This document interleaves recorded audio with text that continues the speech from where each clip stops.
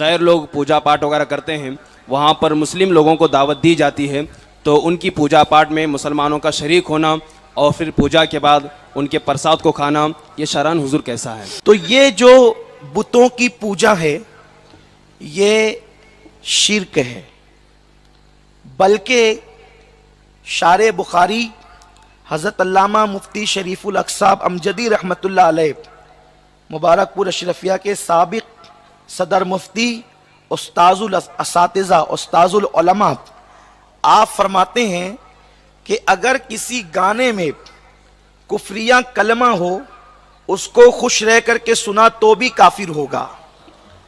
भजन को अगर कोई राजी रह करके सुने तो भी वो काफिर होगा, और ऐसा काफिर कि अगर उसका निकाह हो चुका है तो उसका निकाह बगैर तलाक के खुद ब खुद टूट गया। अल्लाह अकबर। ये है, राजी रहकर सिर्फ भजन सुनने वाला काफिर हो जाता है। तो बाज़ाब्ता तौर पर पूजा में जाना और प्रसाद खाना, बुतों का चढ़ावा खाना, ये हराम और गुनाह है, और अगर उसको हलाल समझ के खाया तो ये कुफ्र है। बीवी भी निकाह से निकल गई, ईमान भी गया। अगर हराम उसको जो है वो नाजायज समझ करके खाया तब तो गुनहगार हुआ ही हुआ, लेकिन अगर माज़अल्लाह उसको हलाल समझ के खाया तब तो काफिर होगा।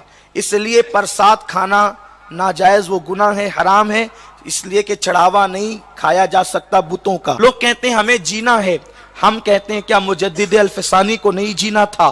इसी जमीन पर मुजद्दिद अल-फसानी जिए हैं। क्या गरीब नवाज को नहीं जीना था? इसी जमीन पे गरीब नवाज भी जिए हैं। और जिस इज्जत के साथ तुम जी रहे हो, इससे ज्यादा शान के साथ उन्होंने जिंदगियां गुजारी है।